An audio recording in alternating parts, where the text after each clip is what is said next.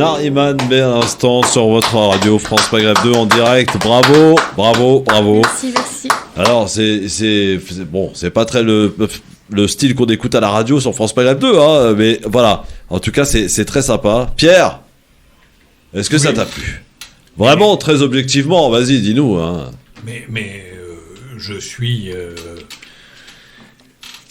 je suis sans voix. Oui, non, j'écoute et je ne m'en lasse pas.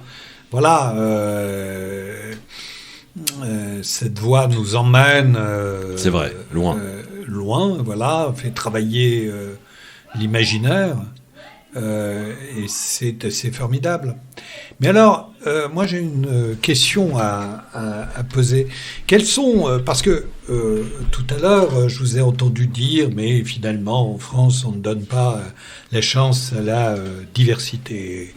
J'ai entendu ça comme un regret. Quelles sont les écoles, les voies ? Parce que vous avez dit aussi tout à l'heure que, en réalité, c'était aussi une question de réseau social pour pouvoir réussir dans ce milieu. Mais c'est vrai d'ailleurs de tous les milieux. Mm-hmm. Et donc, quelles sont les études, les voies pour suivre un parcours Mais celui que j'ai suivi, celui que j'ai suivi, oui. Et après, quand vous dites que on ne donne pas assez la chance à la diversité, qu'est-ce que vous voulez dire ? Oui, alors peut-être pour les auditeurs, du coup, voilà. Ça ne se voit pas, mais j'ai un turban que je porte et qui appartient à mon identité musicale, personnelle et qui me définit et que je ne souhaite pas enlever. La Ménelle de l'opéra. Voilà. Et bon, c'est un peu triste de le dire dans ce sens-là parce que Ménel, on ne lui a pas donné sa chance. Et donc, il faut savoir que oui, non, le parcours que j'ai fait, c'est celui d'un chanteur lyrique lambda qui pourrait lui permettre de réussir. Ce qui maintenant pose problème, oui, c'est que effectivement en France, on donne pas forcément sa chance à tout le monde. Et je pense que de toute façon, d'un point de vue même international, il faut le dire, même si aujourd'hui, je pense que le problème, il est français, mais moi, je parle parce que je suis française. Je parle d'une situation que je connais, mais à l'international, on a très peu de grandes chanteuses d'opéra, d'abord qui sont noires, tout simplement. On en a très peu. Alors, on a cette chance d'avoir Amel Brahim Djeloul en France, qui est d'origine algérienne. Mais à l'international, je veux dire, à part Barbara Hendricks, Jessie Norman qui nous a quittés il y a peu, aujourd'hui on a une relève avec, je cite ma consoeur, Axel Fagneux en France, mais qui elle-même, dans le portrait que l'on a fait d'elle sur France 3, la voix d'Axel, on le voit très bien, les concours qu'elle passe, elle les réussit à l'étranger. En France, on lui donne pas la même chance. Et pourtant, elle a pas un turban sur la tête, elle a simplement parce que c'est normal, c'est naturel, une couleur qui est différente. Et moi, donc, je pars avec cette couleur qui est aussi différente du fait de mon origine maghrébine et en plus ce que j'ai sur la tête, mais qui pour moi, de manière naïve, ne me semblait pas être un frein. Mais j'ai dû m'y confronter parce qu'on me l'a dit. Et là, c'est douloureux quand même. On se dit, moi, j'aimerais bien quand même réussir ma carrière de chanteuse d'opéra en France.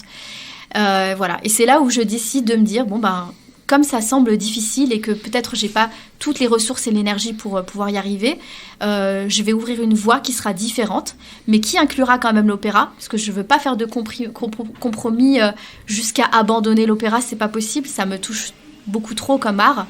Et je me dis, voilà, ouvrir cette voie avec de l'opéra et d'autres genres musicaux, parce qu'en ouvrant justement le champ des possibles, on se rend compte qu'il y a des personnes qui sont pas uniquement dans l'opéra et qui justement sont plus ouvertes et plus prêtes à accepter le fait que je sois chanteuse d'opéra.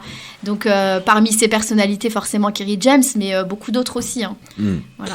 Effectivement, alors Nariman pourrait la découvrir évidemment sur les réseaux sociaux. Vous allez aussi sur YouTube et vous tapez Nariman B et vous allez découvrir un petit peu l'univers de cet artiste venu nous rendre visite ici sur France Maghreb 2. Ce fut l'occasion aussi d'ouvrir l'accès à un style de musique dont on n'a pas l'habitude d'écouter dans les radios dites généralistes et y compris ici à France Maghreb 2.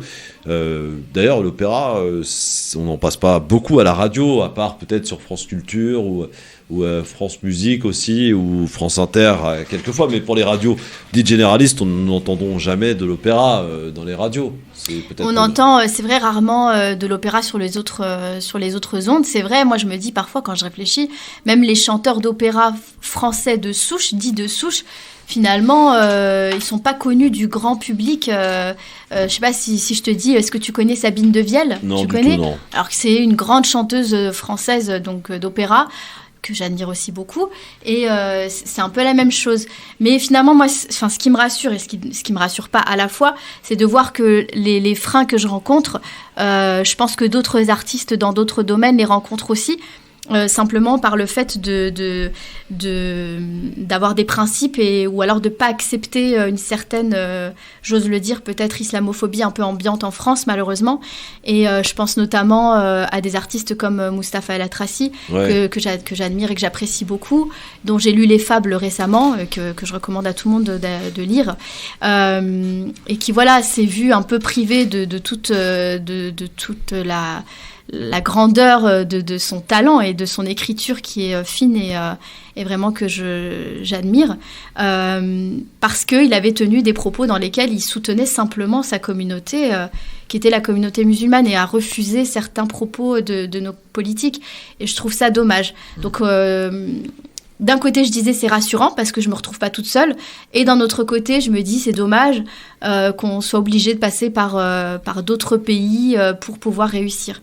Et c'est un peu ce à quoi je suis amenée moi aussi à me questionner et à me dire que c'est peut-être pour ça aussi qu'en février là ou en avril, je prépare un voyage à l'étranger, notamment j'espère à l'Opéra de Dubaï, pour pouvoir réussir à toucher d'autres sociétés dans lesquelles on est moins réfractaire à cette question de la spiritualité. L'Opéra Bastille, non, tu l'as pas fait encore? Non. Non. Non. Ça viendra. Alors ne bouge pas, Nariman, et merci d'abord d'être venu aujourd'hui.